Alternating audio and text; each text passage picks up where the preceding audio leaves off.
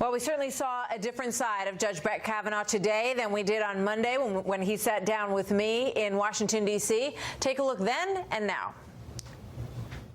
This is a circus. This confirmation process has become a national disgrace. I want a fair process where I can defend my integrity. Since my nomination in July, there's been a frenzy on the left to come up with something, anything, to block my confirmation. I know I'm telling the truth. I know my lifelong record. The Swetnick thing is a joke. That is a farce. Would you like to say more about it? No. So did Judge Kavanaugh's tone today catch some Democrats off guard, perhaps, and give Republicans or red state Democrats reason to vote yes? Joining me now, the host of Benson and Harf, radio show Guy Benson, political editor at townhall.com, and a Fox News contributor, and Marie Harf, a Fox News analyst and former State Department and CIA spokesperson. Good to see you both.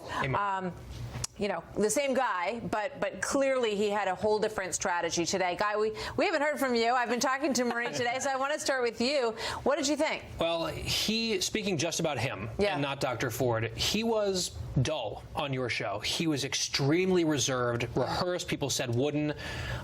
My jaw dropped within the first 15 seconds of his testimony today. He was angry. He was emotional. He was rightly accusatory of the Democrats. And the big takeaway that I had, because I saw some people saying, whoa, this is too much. I felt in that moment, in a resonating way, if I were in his shoes and this was happening to me and my family as an innocent person, I would do exactly what he did. I would have been just as angry and just as emotional when talking about my family. And that's what he did. And I was not expecting it. I don't know if this was about being effective, but it was effective. I mean, it certainly felt raw, Marie. Yes. And you could tell he was emotional when he went through his calendars and talked about, you know, his life and everything. Do you think Democrats were caught off guard by the Brett Kavanaugh that they saw today? Probably a little bit. And Martha, we had heard that President Trump was not particularly happy with the reserved tone that he took with you in that interview, and that he really wanted him to come out swinging today. Because we heard yesterday the president for the first time say, well, maybe we could do something else. It was definitely a strategy. I think it did take Democrats off guard. He kept interrupting them when they were asking questions. But the question, Martha, remains in my mind, as it did a couple hours ago.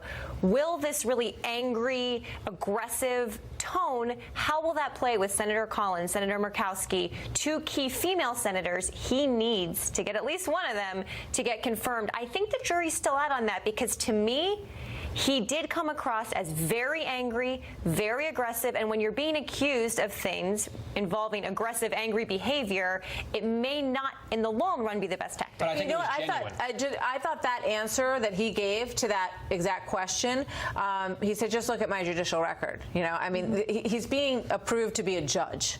It's not a question of whether or not, you know, we like his personality in every aspect. He's saying, look at my temperament as a judge, and this is not an issue that has ever come up in his work before. Yeah, I saw some sort of lefties and some mainstream media reporters who I think tip their hand ideologically on days like this, saying, my word, his tone was so different between the last hearings where he was so deferential and respectful to the Democrats, and this time where he was combative with them. I'm like, yeah, something happened in between those two hearings, you guys. Yeah. And I think the Democrats did seem caught off guard by him, partially because he was simply saying what so many of us, I think, know what the Democrats have been up to, and they never imagined that he would be the one to call them out to their faces for doing it.